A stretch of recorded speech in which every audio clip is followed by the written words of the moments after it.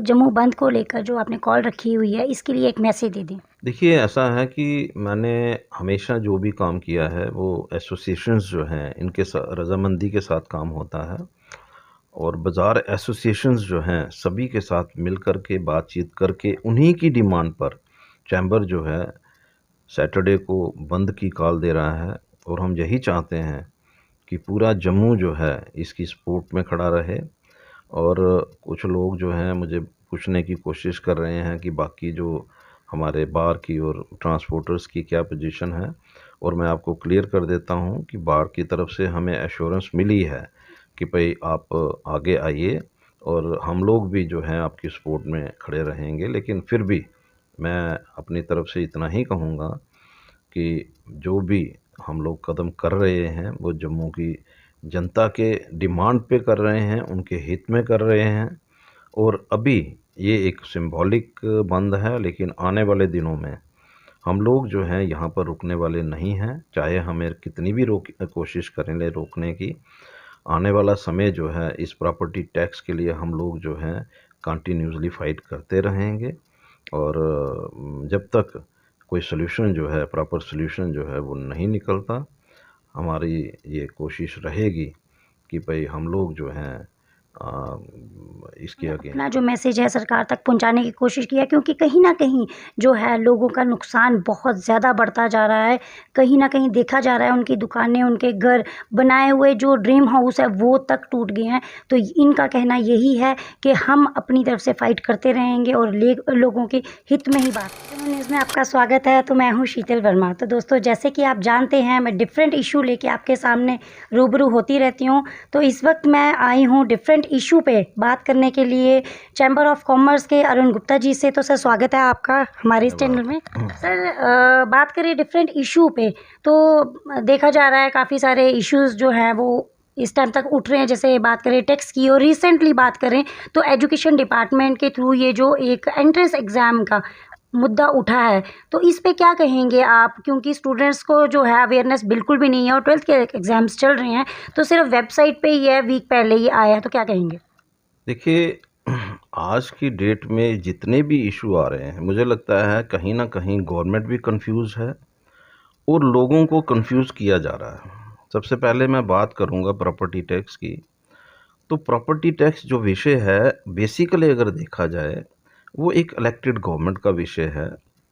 जो हमारे रिप्रेजेंटेटिव्स रहते हैं हमेशा जब भी इस तरह की जो कैलकुलेशंस होती हैं, जिस तरह से एलजी साहब कह रहे हैं कि भाई इसका जो पैसा इकट्ठा होगा प्रॉपर्टी टैक्स का, और वो जो है सिर्फ़ और सिर्फ जो कॉरपोरेशंस हैं वहीं खर्च होगा, जो म्यूनसिपैलिटीज़ हैं या लोकल बॉडीज़ हैं उन्हीं को जो पैसा जो है वो ये बात तो नहीं देखी जा रही कि 370 जब से हटा है तो उसके बाद से ये मुद्दे बढ़ते ही चले जा रहे हैं, क्योंकि बेरोज़गारी बढ़ती जा रही है, काम है नहीं, टूरिस्ट नहीं है। तो इस बारे में क्या आपने कभी कोई ठोस कदम नहीं उठाया? क्या ये चीज़ नहीं आपने सोची कि हम इसके खिलाफ आगे बढ़ें? कि हमने हमेशा टाइम टू टाइम गवर्नमेंट को आगाह किया है कि जो प्रॉब्लम्स लोग फेस कर रहे हैं उसके ऊपर डेलिब्रेशंस होनी चाहिए, उसके ऊपर डिस्कशंस होनी चाहिए, उसके ऊपर लोगों की राय ली जानी चाहिए। लेकिन कहीं भी आज का जो माहौल है मुझे नहीं लगता है कि भाई कोई किसी किस्म की बातचीत के द्वारा जो रास्ते खुलते हैं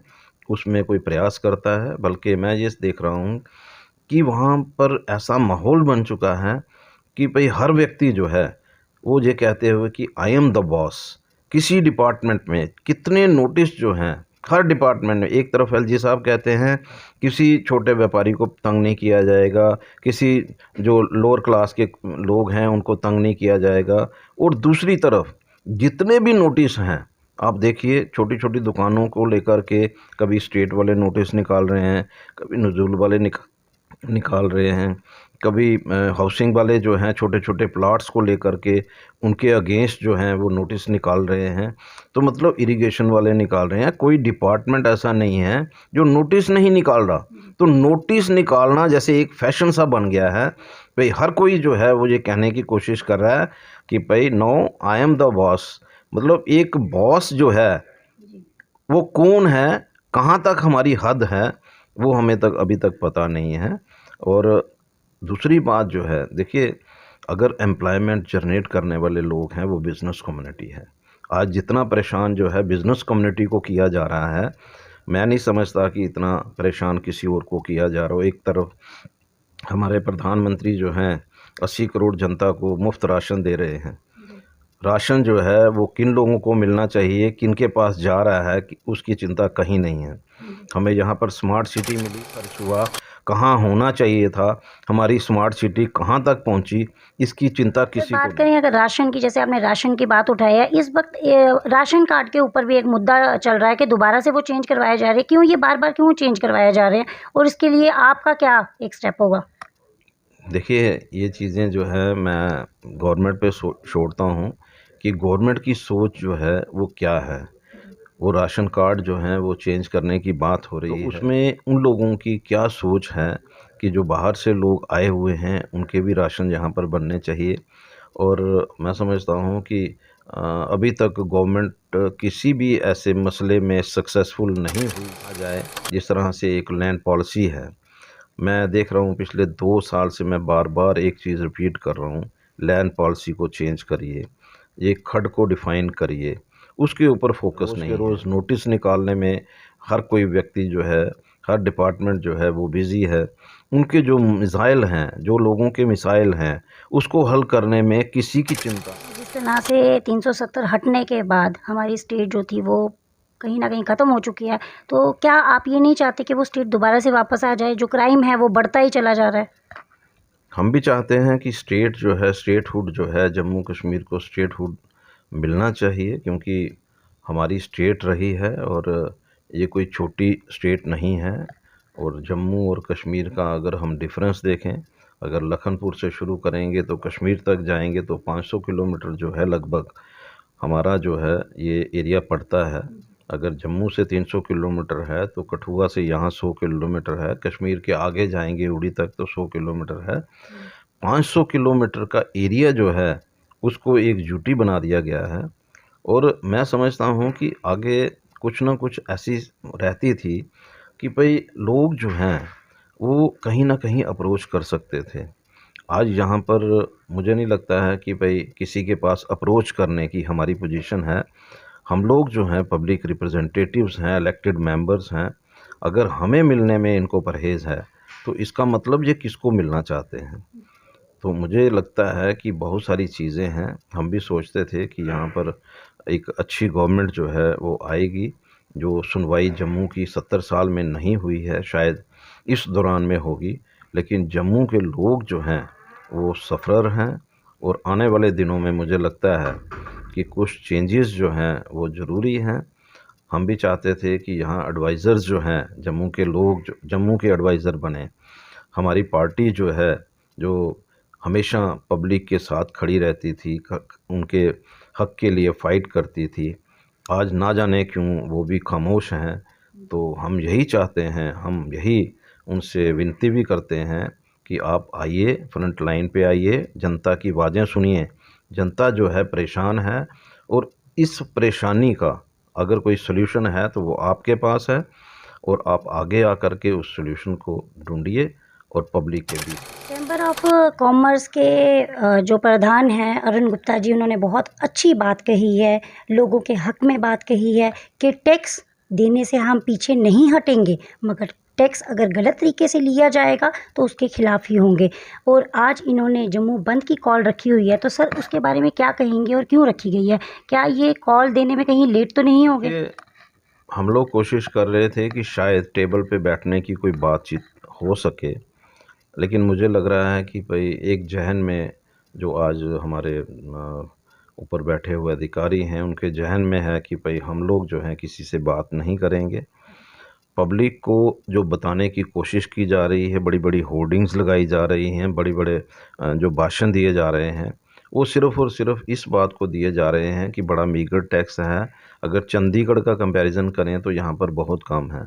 लेकिन शायद इस बात को ये समझने की कोशिश नहीं कर रहे कि अगर आप हाउसिंग पे ही डिपेंडेंट हैं तो हाउसिंग टैक्स लगाना है, इसका मतलब आपने कमर्शियल दायरे को इस टैक्स रजीम से बाहर निकाल दिया गया है। आज तक की जितनी भी डिस्कशंस हुई हैं, जितने भी पोर्टल बने हैं, जितना भी इन्होंने होर्डिंग्स लगाए हैं, तो वो ये नहीं बताया है कि एक बिज़नेस की जो बिज़नेसमैन की दुकान है उस पे कितना टैक्स लगेगा। जिस तरह से एक बताया जा रहा है कि 40% लोग जो हैं इसके प्रीव्यू में नहीं आएंगे। मैं समझना चाहता हूँ कि आज की डेट में कौन सा ऐसा बिज़नेस अदारा है जहाँ जम्मू को लेकर उधमपुर को बात करेंगे, कठुए की बात करेंगे, सांबा की बात करेंगे, आरएसपुरा की बात करेंगे, अखनूर की बात करेंगे, रजौरी की बात करेंगे, पुंछ की बात करेंगे। मुझे नहीं लगता है कि भाई 1% भी यहाँ पर ऐसा कोई बिजनेसमैन होगा जो इसके प्रीव्यू से बाहर रहेगा। तो कहाँ से वो 40% हैं, मैं इसको ज़रूर समझने की कोशिश कर रहा हूँ। मैं इसीलिए बार बार कहता हूँ कि टेबल पे बैठिए, हमें भी बताइए कि कौन से 40% वो हैं और कौन से 40% वो हैं जिनसे बिल्कुल मीगर जो है वो टैक्स जो है आप लेंगे। आप सिर्फ बात कर रहे हैं रेजिडेंशियल एरिया की, और रेजिडेंशियल एरिया भी जो हैं, मैं ये समझता हूँ कि आज उन पे जितना टैक्स आप इम्पोज़ करने की बात कर रहे हैं, अगले साल ही आप उन पे 3 गुना जो है वो टैक्स इम्पोज़ करेंगे। आप कहेंगे कि अब जो है यहाँ पर जो है डेवलपमेंट जो है करवानी है, तो हमें चंडीगढ़ के लेवल का ही यहाँ पर जो टैक्स है उसको पे करना पड़ेगा। तो मुझे लगता है कि ये चीज़ें ठीक नहीं हैं। अंडरस्टैंड करना चाहिए कि जम्मू की जनता जो है उसकी परेशानी को समझना चाहिए, और टेबल पे बैठ कर के बातचीत जो है उसको करके, और मुझे लगता है कि इस इशू को रिज़ॉल्व करवाना। Thank you so much sir. तो देखा आपने, इन्होंने कितने अच्छे से आज का जो जम्मू बंद की जो कॉल है वो इन्होंने बहुत अच्छे से समझाया और लोगों के हित में बात की।